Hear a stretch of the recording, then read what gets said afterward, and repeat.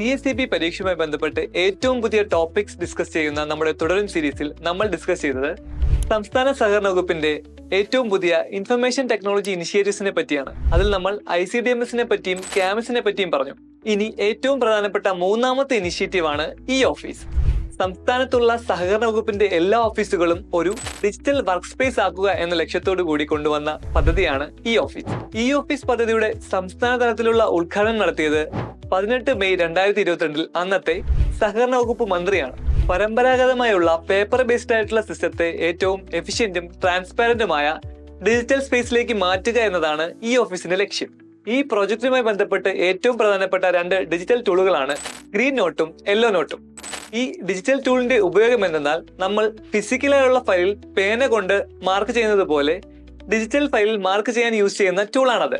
ഇതിൽ ഏറ്റവും ഇമ്പോർട്ടന്റ് ആയിട്ടുള്ള ടൂൾ യെല്ലോ നോട്ടാണ്. കാരണം ഒഫീഷ്യലി എടുക്കുന്ന തീരുമാനങ്ങൾക്കും അനുമതികൾക്കും എല്ലാം ഉപയോഗിക്കുന്നത് യെല്ലോ നോട്ടാണ്. എന്നാൽ ഗ്രീൻ നോട്ടിൽ സൂചിപ്പിക്കുന്നത് സാധാരണയായി എടുക്കുന്ന തീരുമാനങ്ങളും നിർദ്ദേശങ്ങളും ഒക്കെയാണ്. യെല്ലോ നോട്ട് യൂസ് ചെയ്യുന്നത് ഓതറൈസ്ഡ് ആയിട്ടുള്ള ഓഫീസേഴ്സും ഗ്രീൻ നോട്ട് യൂസ് ചെയ്യുന്നത് സാധാരണയുള്ള ടീം മെമ്പേഴ്സുമാണ്. അപ്പോൾ ഏറ്റവും പ്രധാനപ്പെട്ട മൂന്നാമത്തെ IT ഇനിഷ്യേറ്റീവ് ആണ് ഈ ഓഫീസ് അഥവാ ഇലക്ട്രോണിക് ഓഫീസ്. അതുമായി ബന്ധപ്പെട്ട ഏറ്റവും പ്രധാനപ്പെട്ട 2 ഡിജിറ്റൽ ടൂളുകളാണ് ഗ്രീൻ നോട്ടും യെല്ലോ നോട്ടും. അടുത്തത് കോപ്പറേറ്റീവ് ഇലക്ഷൻ മാനേജ്മെന്റ് സിസ്റ്റം.